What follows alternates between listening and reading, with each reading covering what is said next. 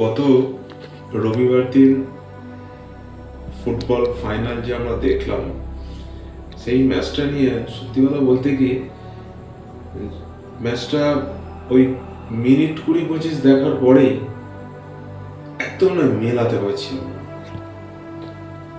যে বাস্তব আর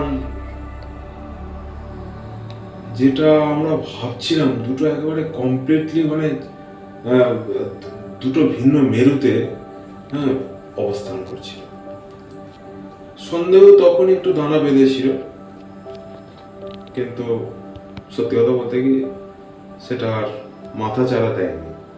কিন্তু গত 24 ঘন্টাতে যা সব ঘটনা ঘটছে সেটা সত্যি কথা বলতে কি একেবারে পুরো নাড়িয়ে দিয়েছে।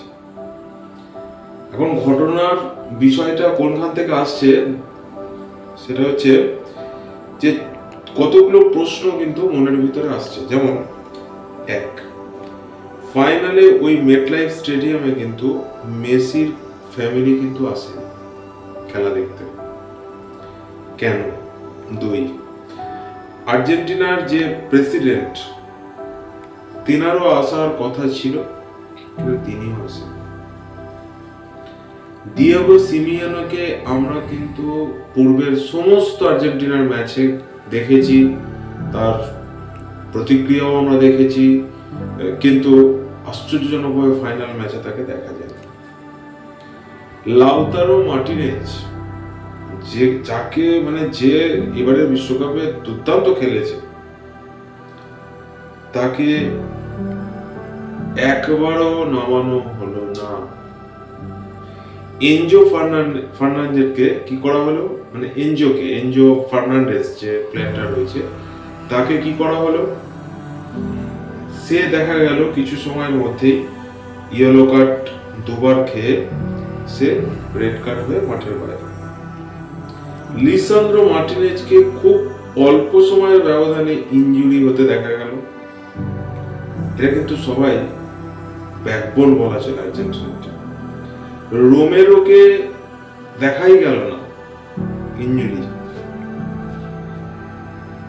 লিওনেল স্কলোনি এমন সব সাবস্টিটিউট করলেন যেটা আমাদের করে অবাক করে দিল। এই প্রথম আর্জেন্টিনা কোন ফুটবল ম্যাচে প্রথম 90 মিনিটে একটাও গোলে শট করতে পারল না, এবং 120 মিনিটের মধ্যে মাত্র দুটো শট করল। এটা কিন্তু মারাত্মক ব্যাপার। ফুটবল ইতিহাসে আর্জেন্টিনা কখনো এরকম ম্যাচ খেলেনি। স্পেন 800টা পাস খেললো, সেখানে আর্জেন্টিনা মাত্র 300টা পাস খেললো। এটাও কিন্তু বিশ্বাস করতে বেশ কিছুটা কষ্ট হচ্ছে। ক্রিস্টিয়ানো রোমেরো মার্কিন রাষ্ট্রপতির সঙ্গে পুরস্কার বিতরণী অনুষ্ঠানে কিন্তু হ্যান্ডশেক করেননি। এখনো পর্যন্ত Messi, Alvarez, De Paul, Lautaro Martinez, Enzo Fernandez, Lisandro Martinez এরা কেউ দেশে ফেরেনি।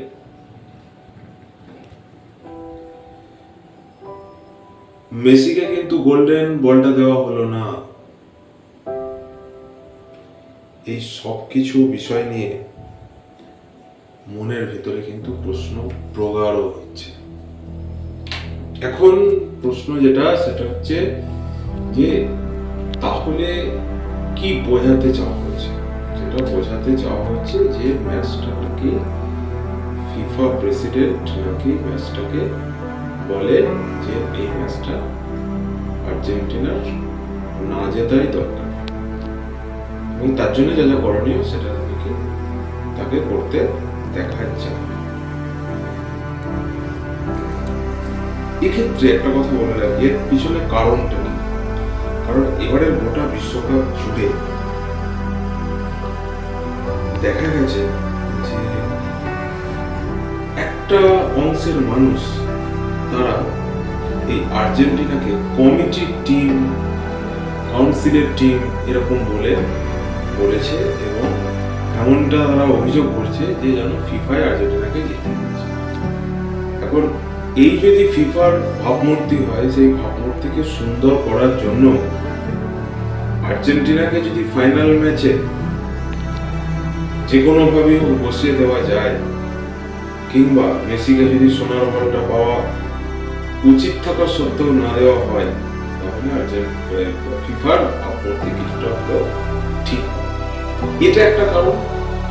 আর একটা কারণ হচ্ছে ওই যে ইংল্যান্ড ম্যাচে আর্জেন্টিনার জয়লাভের পরে কিছু দর্শক যে একটা ব্যানার ছুড়ে দিয়েছিল এবং তাতে লেখা ছিল লাস মালভিনাস সান আর্জেন্টিনা। কথাটার মানে কি, যে ফকল্যান্ড দ্বীপ হচ্ছে আর্জেন্টিনার মানুষের। আপনারা প্রত্যেকেই জানেন যে আটলান্টিক মহাসাগরে আর্জেন্টিনা দেশ থেকে মোটামুটি প্রায় 450 কিলোমিটার দূরে এই ফকল্যান্ড দ্বীপ, এবং সেই ফকল্যান্ড দ্বীপ নিয়ে ইংল্যান্ডের সঙ্গে আর্জেন্টিনার ব্যাপক টানাপোড়েন আছে। খুব সম্ভবত 1970 থেকে 80 দশকের ওই সময়টাতে ওখানে একটা যুদ্ধ হয়েছিল এবং তাতে প্রায় 500-র কাছাকাছি আর্জেন্টাইন লোক মারা গিয়েছিল, এবং সেখানে প্রায় 250-র কাছাকাছি ব্রিটিশ মানুষও মারা যায়। ফলে রক্তক্ষয়ী সংগ্রাম চলে, এবং এখন অবশ্য ওই দ্বীপটা ব্রিটিশদের দখলেই রয়েছে।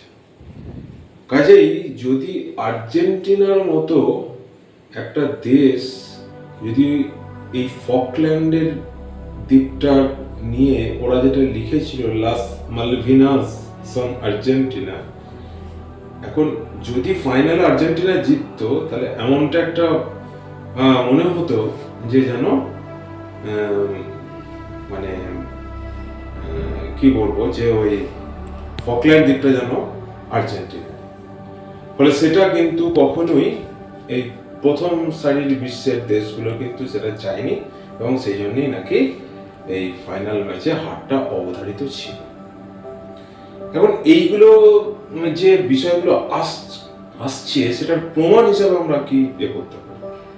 দেখা গেছে যে ম্যাচের প্রায় ঘন্টাখানেক আগে ইনজোর একেবারে চোখ মুখ পুরো একদম নাক একদম পুরো প্রচন্ড টেন্সড এবং একটা উত্তেজিত অবস্থায় দেখা যায়, এবং সেই অবস্থায় মেসিকে বলতে শোনা যায় যে তোমরা শান্ত হও এবং তোমরা ম্যাচটা গিয়ে খেলো। কাজেই বিভিন্ন জনকার অভিব্যক্তি, তাদের বিভিন্ন বিষয়াবলী, এগুলোকে দেখে মনে হচ্ছে যে যেন ডাল মে কুছ কালা হ্যায়। এই হলো সামগ্রিক বিষয়। তবে আমি একটা কথা এখানে বলে রাখি, পুরো বিষয়টার ভিত্তিটাই হচ্ছে স্পেকুলেশন। এটা ডিসক্লেমার দিয়ে দিলাম, আমি কোন রকম স্পেকুলেটিভ বিষয় নিয়ে কথা বলতে চাই না। যেহেতু বিষয়টা এলো, সেই জন্য আমি বলে দিলাম পুরো বিষয়টা কি সেটা জানাবার জন্য বললাম। কিন্তু আপনারা যদি মনে করেন যে এটা একটা গুজব ছাড়া কিছু নয়, অবশ্যই মনে করতে পারেন, সেটা স্বাধীনতা আপনাদের রয়েছে। এবং আমি নিজেও বলে দিচ্ছি যে এই টোটাল যা স্টোরিটা আমি বললাম, এর পিছনে কিন্তু কোনো নির্ভরযোগ্য তথ্য নেই। কাজেই যে কোনো মুহূর্তে এটাকে আপনারা খারিজ বা বাতিল করে দিতে পারেন। এবং আমি যেহেতু অনেকগুলো বিতর্কিত বিষয় নিয়ে কথা বলেছি, এই বিতর্কিত বিষয়গুলোরও কোনো ভ্যালিডিটি থাকে না যদি তার কোনো নির্ভরযোগ্য তথ্য না থাকে।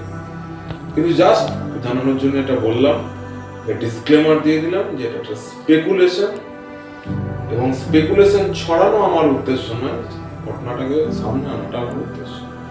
নমস্কার, শুভরাত্রি, ভালো থাকবেন।